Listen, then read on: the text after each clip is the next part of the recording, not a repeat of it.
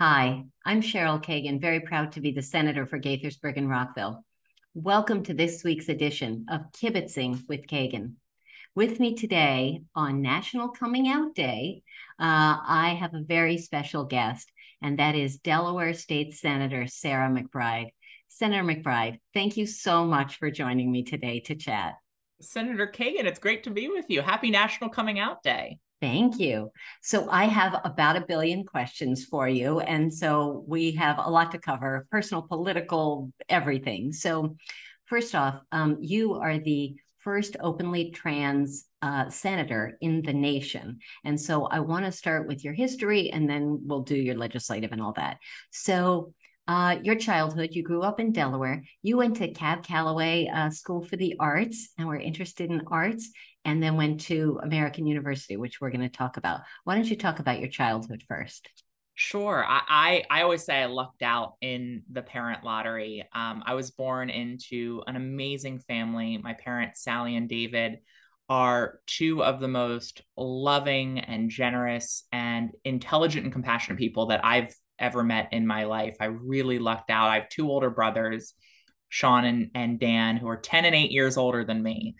So I was a bit of a surprise, not an accident, a surprise. A good Um, surprise. and I was born into this wonderful family in a great community here in Wilmington, Delaware, actually the district that I now have the privilege of representing, which is a dream come true to put it bluntly. But I was born into that family and had really an idyllic childhood. Yeah. I always say it was almost like I was in Leave It to Beaver, right? After school every day, all the kids in the neighborhood got together to play tag or capture the flag till it got dark, and then we'd all go in for dinner. It was really a wonderful Nice. experience. I was very lucky, but buried in that experience was, as you mentioned, a struggle. Yeah. A struggle with my own gender identity, and as lucky as I was, that was a struggle that I thought about every single waking hour of every single day. I'm so sorry. So, but this all has a happy ending, and we're going to get to that. So, you went to American University and you were a student body president. And I even found an AU thing. You were also active in College Democrats and you were active in a lot of things. Um, and then you decided to come out in a letter to in the AU Eagle and come out as trans, and we're really nervous about it. And just for folks who are watching and who aren't familiar with you, we are going to get to a conversation about this phenomenal book. But the whole story of the process of coming out and the trepidation and all that, and then the reaction from the community. So why don't you talk a little about deciding to write the letter and then the reaction? Sure. So that decision to write the letter was a 21-year journey in the making. And I think to sort of step back when I talk about my journey to coming out, in many ways, and you mentioned college Democrats, young Democrats, my journey into politics was a sort of mirror image of my own journey to authenticity. And they were wrapped up in one another.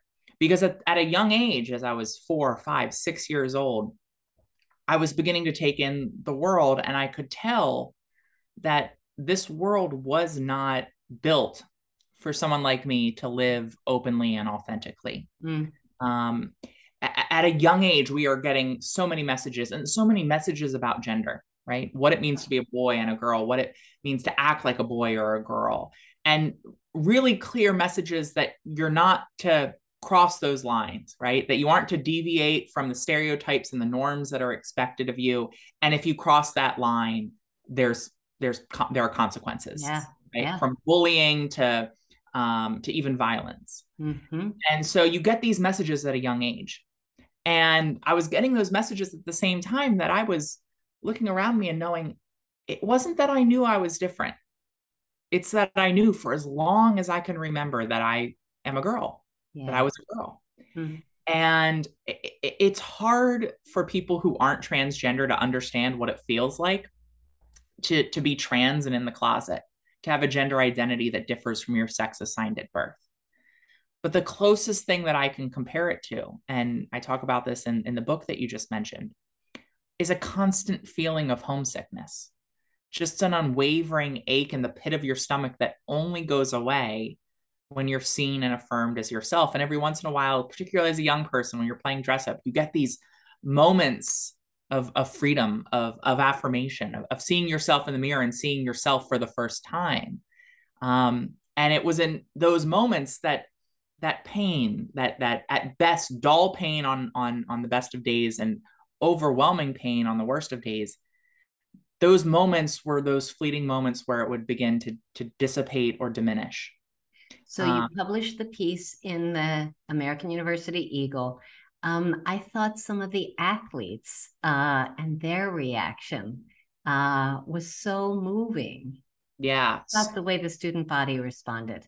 Well, so eventually that pain became too much, and I decided that I needed to come out. And I knew, speaking to someone else in politics, I knew that the best way to get surprising news out, news that might be not only surprising, but could be a source of animus or hatred, that the best way to get that news out was in your own words, on your own terms, proactively. Yes. And I had heard someone say that it's difficult to hate someone whose story you know. And I thought this is an opportunity for me to get this news out there, and hopefully utilize this platform I had. I was student body president at the time, to educate the campus a little bit, not just about my own experience, but hopefully to lay the foundation for a bit more empathy and compassion for other trans people who may come out moving forward there. And as scared as I was, every message that came in when I published that note was a message of love and support and celebration. And that included athletes and fraternity brothers and, people who we expect, I think, to not have that kind of response. And part of that was they were genuinely excited for someone that they knew finally getting this secret out there and being able to live their lives to the fullest, but also because they were seeing that everyone else was responding positively. And it was such a clear demonstration that ridicule and jokes and rejection, they provide an excuse, but we accept when even just one person accepts someone else. It creates a standard that others seek to live up to. And that night, I think AU, American University, where I went to college, it was before the transgender tipping point. It was trying to send a message that this is how you respond. It wasn't just about me. It was about sending a message that when someone comes out, when someone shares themselves with you, that is a blessing. It is a blessing for you. It is a blessing for them. And it's a point worthy of celebration. So that night, AU did what? You were going to say that the campus did something in particular. That day that I came out, they sent that message. So your parents were amazing, and they found it challenging, but they were totally loving and supportive.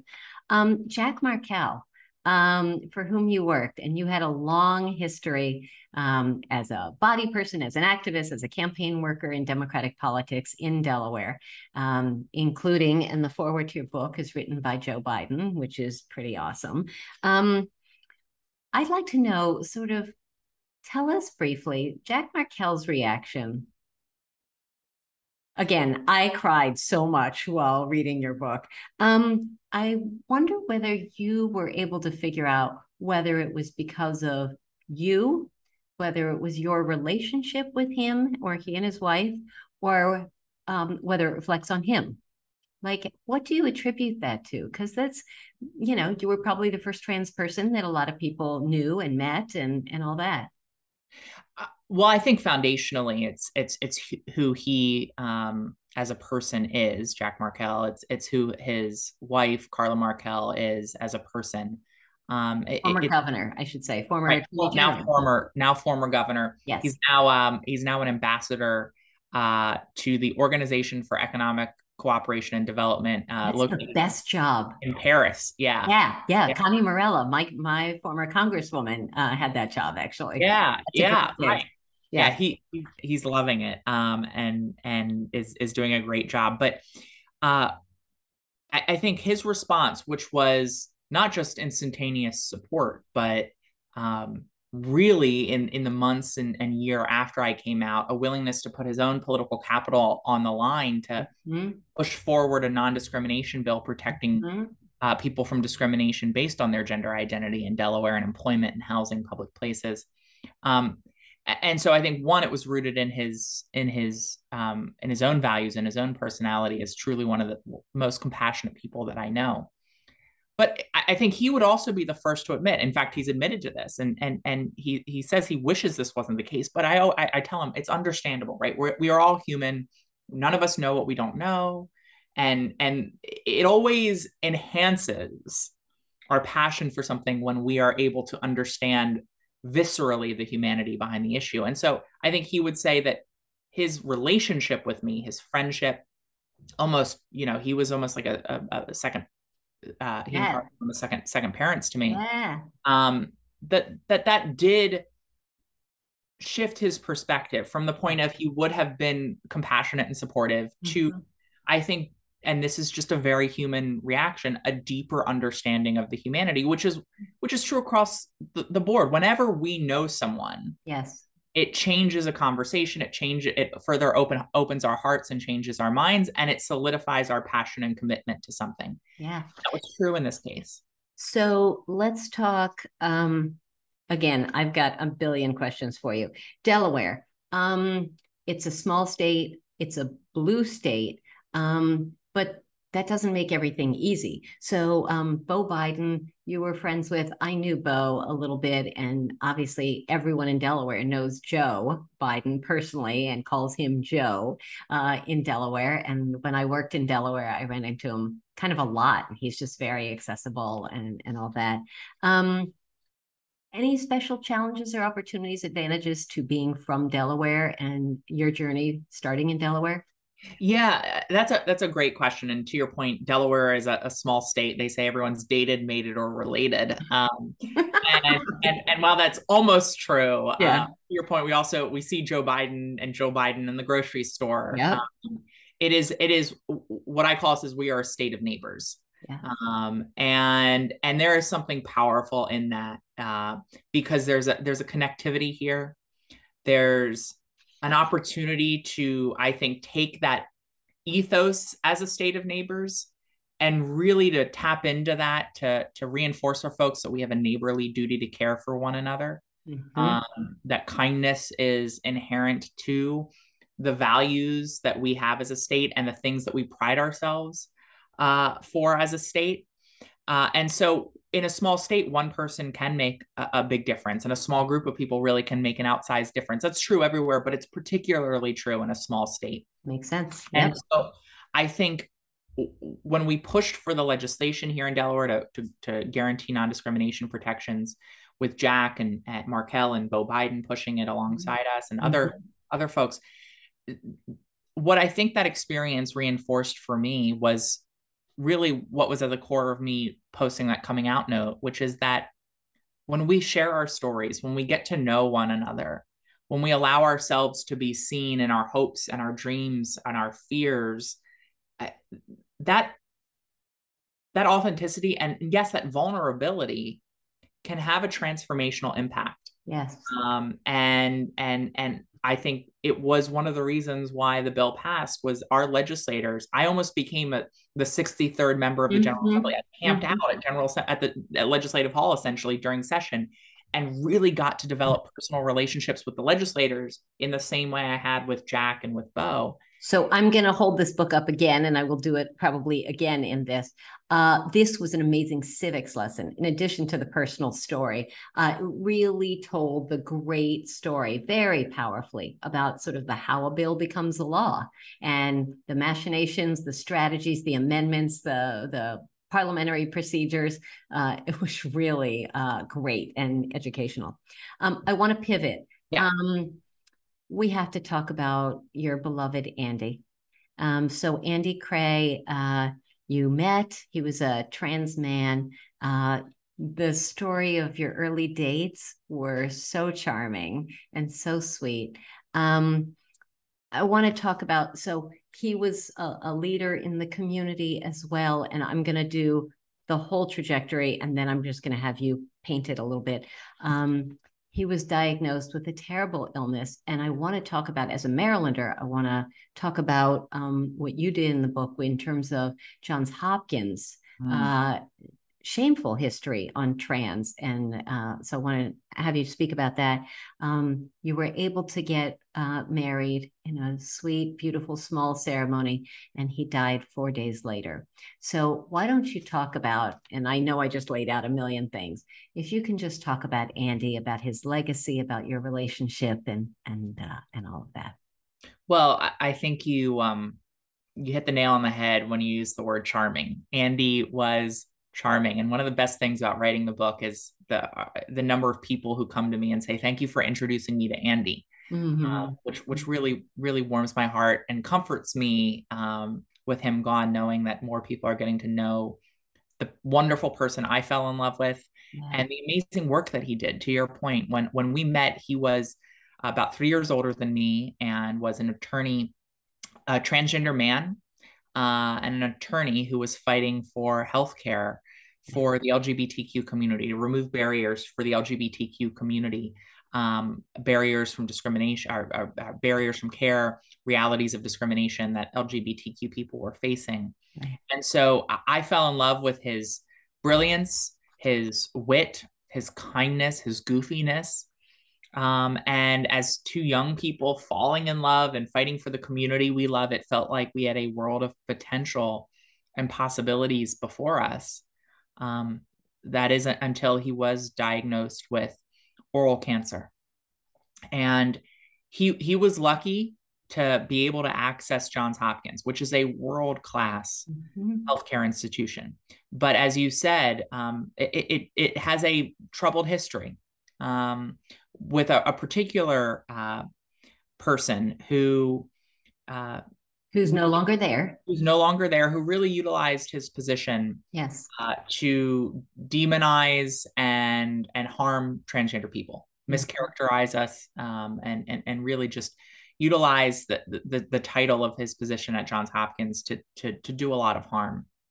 And as two advocates, we were very aware of that fact. And frankly, as two trans people, whether we were at Johns Hopkins or any other healthcare institution, there is just a constant fear that whether it is blatant, explicit discrimination, we know that 7 in 10 trans people report some kind of discrimination by their healthcare provider, including their provider refusing to even touch them. We know of examples of trans people who providers have not informed them of cancer diagnoses. Oh, dear God. And when they finally were called out for it, the doctor said, when I got your test results, I thought about referring you to a psychologist, not an oncologist.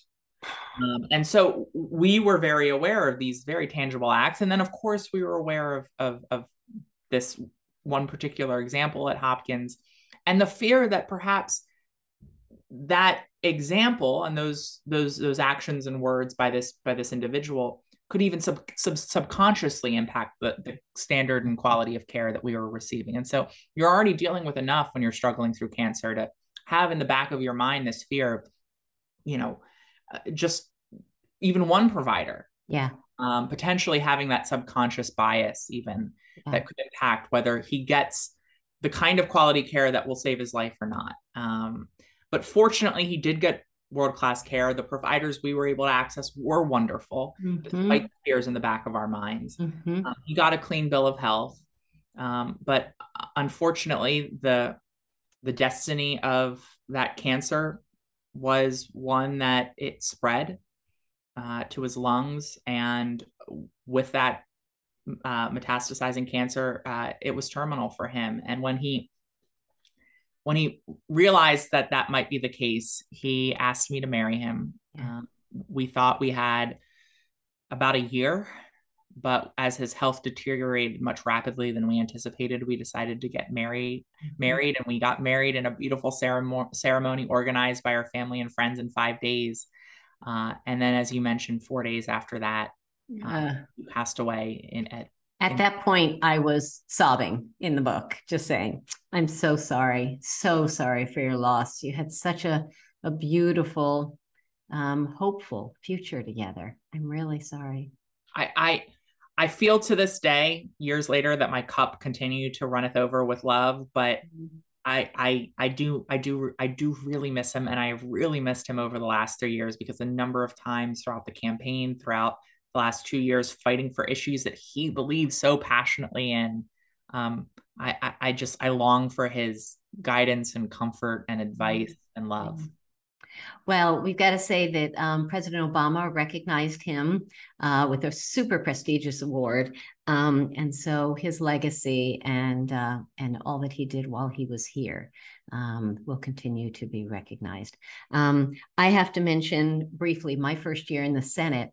I passed a bill, enacted a law that I called fertility parity, and it was for in vitro fertilization for married lesbian couples, and so that was. So I'm sure that Andy worked on issues like that for LGBT healthcare. Let's go on. And we have still a ton more to cover, so we probably have to do it a little more quickly. You were the first trans intern at the White House, the first trans speaker at the Democratic National Convention or any major political convention. Just so many firsts, so many barrier breaking. So let me ask you briefly, is it cool or does it get to be annoying? Like the first ever, the only ever, did that just get old? Well, it certainly shouldn't be the case anymore. It should never have been the case in the first place. And I see there's always a first. I mean, someone needs to be first. There is always a first. Yeah. And I think there are added responsibilities, sometimes added responsibilities that I am happy to fulfill. Other times there are responsibilities that frustrate me, right? Yes. I mean, the expectation of sort of always answering for a community or representing a community when I'm already trying to represent my district as well. Right. Not that those things conflict, but it's hard to be the representative in a space for a particular identity. And so that can be frustrating, but more than anything, even with some of those frustrations, being the first reinforces for me that I am lucky, right? It means that I am having unique opportunity, which only motivates me to make sure that those opportunities are no longer unique. And that while I may be the first, as Kamala Harris says, I'm not the last. Absolutely. So I know, so Delegate Danica Rome in Virginia, I knew as a reporter in Rockville, actually, before she was elected and ran. And when she first ran, she was talking about transportation and traffic, and her opponent wanted to talk about her sexual identity, and she's talking about traffic and transportation, and he's talking about her identity. And guess who won? She did. And so we are, all of us are more than the sum of our parts. Right. So the book ends before you ever talk about running for office. So I was astonished when someone handed me the book, and when I read it, it was like, and learned that you had run for and been elected to the state Senate. So talk about that. And you now have no opposition in your reelection this year. Congratulations. So yay us. For congratulations to you. Thank you. It's a good thing. So I think that means that folks know that we're working hard and getting it done. So talk about running.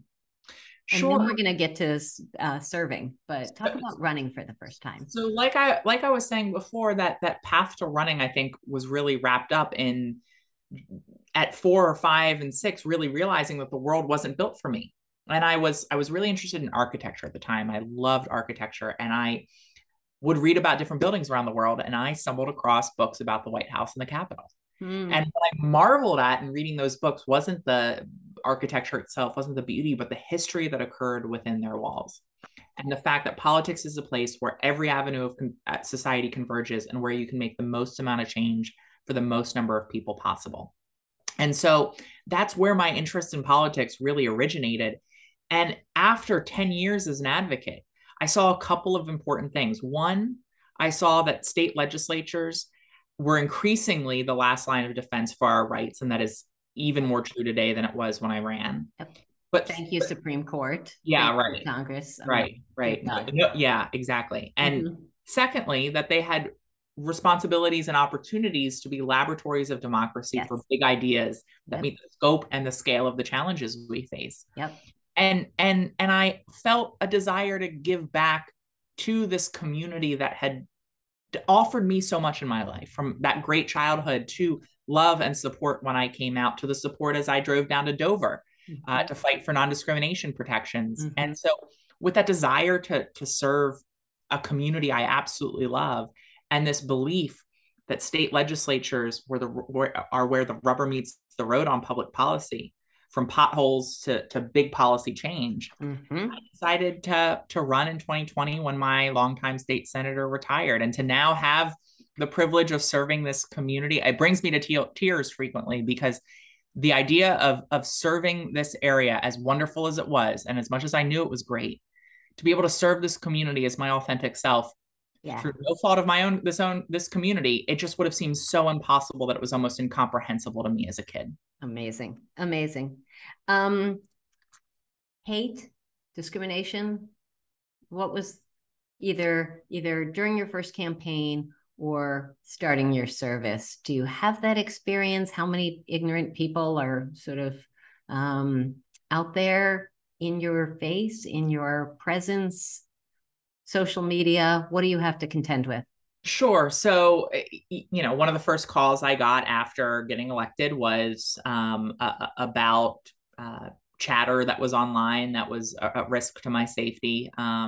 There's no question that I receive a decent amount of hate, emails, voicemails, comments on social media, messages on social media, but they pale in comparison to the messages that I receive every single day from constituents and people beyond this district. Nice. Who either don't care about my gender identity or are excited about the fact that there is a trans person in public office and that there is greater diversity in government. And that was true throughout the campaign. Knocking on doors, making phone calls. 99% of people didn't bring up my gender identity. The 1% that did, they either had earnest questions that I answered, or more frequently of that 1%, were just excited. That's cool. That's really cool. So some of the hard issues. You have talked publicly about being sexually assaulted. I am once again sponsoring a bathroom bill, for not the bathroom bills that are talked about in North Carolina or wherever else, God forbid, but a gender neutral single occupancy, gender neutral just because it makes sense. Only one person can pee at a time, and let's just make that any person of any gender. And it's good for people with disabilities, for people with a caretaker of a different gender, as well as for trans folks. Talk about challenges that you've had, or anything. Bathroom issues, how do those still come up, or have those mostly been addressed? Fortunately, they don't come up. I've never had a bad experience in a restroom. I'm very lucky. I have not faced experience going about my life as a trans person, going to a restroom. I've not experienced that discrimination, although I have had people, because I knew I was trans, threaten that if they saw me in a restroom, they would stab me. But I've never just gone about my life and a random stranger, while I'm doing that has approached me. I think increasingly in the political dialogue, we're seeing less about bathrooms from opponents. I think they pretty definitively lost that argument, because I think most people were just like, listen, trans people are doing what I'm doing, which is do my business, and go about my business. Right. What we're seeing now is more around trans young people. And within that, we're seeing, attacks on healthcare, attacks on education, access to educational programs, attacks on parents of trans young people who are loving and affirming. And so it's shifted, but it's shifted in a very, very disturbing and cruel direction. So one of the issues that you had a hearing on just a few months ago was about trans women in sports. And I watched the video, and you were remarkable, so effective. Can you do just a brief thing on why it matters and why it shouldn't matter, both? Sure. So first off, I think this is an issue that the right wing has focused in on, because because I think there is a lot of good faith misunderstanding around this issue from people of goodwill, because they think, oh, sports, biological advantage, this is the one place where your sex assigned at birth matters. Mm-hmm. And I would say a couple of things. One, this is a solution in search of a problem. Mm-hmm. There are far more anti-trans bills with regard to sports than there are trans athletes that we know that are the second is that whenever you see a political solution or a legislative solution that's come forward based on like a single person anecdote, yes, right, quote unquote solution, yes, a legislative idea come forward because of some like anecdotal topic du jour that you're seeing on cable news, yes, probably a political pawn, and it's probably BS. Right. Be skeptical of those types of things, and that's what this is. The third is when you are trying to create a policy solution that in no way makes individualized determinations about a person, that is the definition of discrimination. Right. And there is diversity among trans people's bodies, among trans people's experiences about when trans people transition, how they transition. There's a whole host of diversity, just like there is among non-transgender people of any gender. Right. To take a single policy and to impose it based on a single stereotype of what that community looks like, right, is literally the definition of discrimination. And we know that that doesn't wear well in history. And then finally, I just say, when you put a target on kids' backs, it puts a target on their backs for bullies, for discrimination, for violence in other areas of life. So you can't discriminate in this one area and then presume that it won't negatively impact these kids in every other aspect of life. Yes, yes. Well said. Just to do a couple more things for people who want to learn more about this, in your hearing, in your questioning of the Republican sponsor, your colleague, which I thought was very respectful, but you asked whether the bill, which was anti-trans athletes, would affect tall women, and it did not. And what about women with more muscle mass? And it did not. And so you were sort of showing the kind of silliness of it all. Let's move on, because you do other stuff that isn't related about your sexual identity, and it would be irresponsible not to talk briefly about all that. So you are chair of the Senate Health and Social Services Committee. Talk about, and you just passed a digital literacy bill. Can you talk about what that is and why it's important? And the Governor Carney signed it. So talk about that if you would. Sure. So I will just say at the end of my first 2 years, I am more optimistic than I was when I started, more hopeful than I was when I started, because this has been the most productive Delaware General Assembly in modern state history. Amazing. And I'm proud to serve as the chair of the Senate Health and Social Services Committee, carrying on in large part the work that Andy did to try to expand access to care for all people. You mentioned the Digital Citizenship Education Act, which was a bill that the governor recently signed as part of a larger literacy package to make sure that we are providing robust and comprehensive digital citizenship education in our schools. That's media literacy, making sure that young people can identify disinformation and misinformation, news from opinion, advertisements from news. We want to make sure that young people can be discerning consumers of information, because it's not just safer for them, but it's important for our economy and our democracy. Our democracy, yeah. Who won the 2020 election again? Exactly. Yeah. And the reality is that young people, like adults, struggle with being able to identify misinformation and disinformation from real hard news, the same as older users of the internet. And so it's critical that we prepare the next generation to operate in this increasingly digital world. That was a bill I was excited about. My main priority, though, can I talk about my main priority? Please. So when I ran for office, you said Danica ran as a candidate focused on transportation. I said that I wanted to be the healthcare senator and the paid family and medical leave senator. Nice. And so I'm really proud that when I was first elected in May of last year, I introduced Delaware's first paid family and medical leave insurance bill to provide partial wage replacement for Delaware workers who are out on leave, to welcome a child into their family, to care for a loved one through a serious illness, or to get treatment for a serious illness themselves. That was my main priority. I'm proud that this past May, 1 year after introduction, Governor Carney signed my legislation into law, making Delaware the 12th state, just after Maryland, with paid medical leave for private sector workers. Congratulations. That's fantastic. That matters. So before we start to wrap up and get to the Fast Five, I want to talk about the book. And I'm holding it up for the last time. Tomorrow Will Be Different: Love, Loss, and the Fight for Trans Equality, by Sarah McBride with a foreword by Joe Biden. So, what made you decide to write the book? What was the process? What was the challenge? What was the reaction?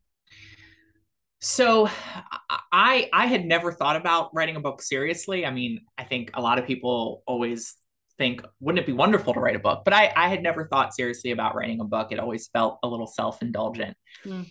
And I remember getting off of the stage at the Democratic National Convention in 2016. As you mentioned, I became the first out trans person to speak at a party convention. And I sat down in the chair, and Jack Markell says to me, "What's next? You should write a book." Amazing. Haha, that's funny. And then the next day, a literary agent reached out to me and said, "Hey, you should write a book." No way. And so the stars aligned. I signed with a publisher the day after the 2016 election, which was, a bittersweet moment to be able to sign that while I was still in shock. Yes. But I wrote the book in the 6 months after that election. And in many ways, writing it was a journey back to hope for me. It reminded me of what was possible. It reminded me that in often our greatest struggles, we take our most significant steps forward. It reminded me of all of the change that I had witnessed. Writing a book is very hard.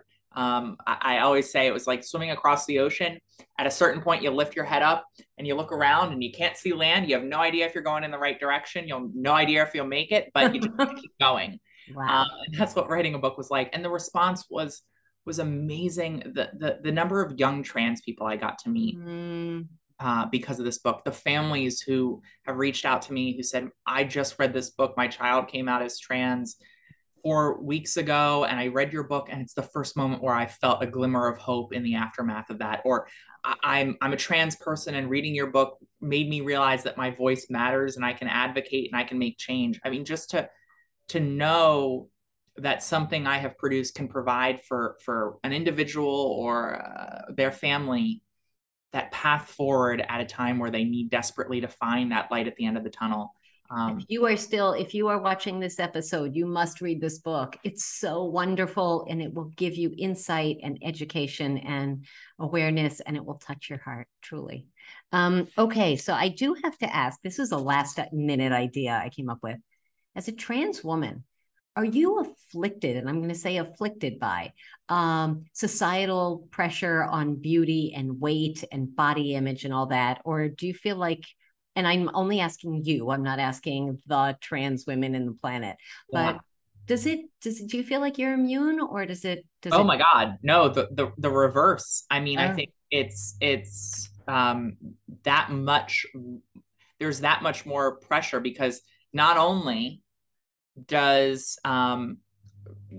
do I receive this same message that every woman receives of you have to look a certain way to be attractive, but on top of that, for one's own safety, it's oftentimes a factor that you think about, because there are few things that are more dangerous to a trans person than people realizing that they're trans and perhaps realizing that after initially thinking they might be attractive. And so there's a whole host of pressures, and there's no one way to be trans. And I constantly am struggling with, how the sexism of society and the transphobia of society converge and put pressure, how you internalize all of those things.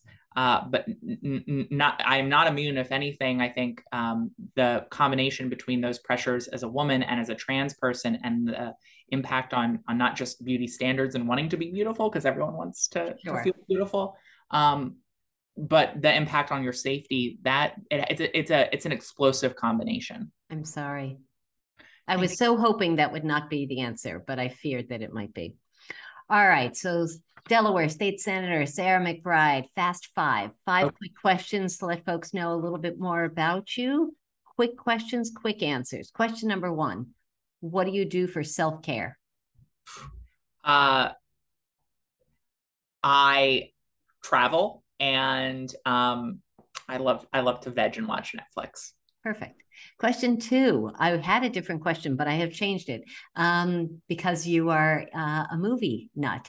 Tell me either your favorite movie or a couple of favorite movies of all time. Oh, this is always it's such a hard question to answer. I think I like series more than movies. Okay. So I do love The Crown and West Wing, any history buff does. But I also love, oh, this is so hard. Unbelievable. I don't know if you've seen it. It came out in 2017, 2018. It's difficult to watch, but it is one of the rawest, most authentic, and most compelling portrayals of toxicity within law enforcement with regard to sexual assault, the experience of survivors of sexual assault.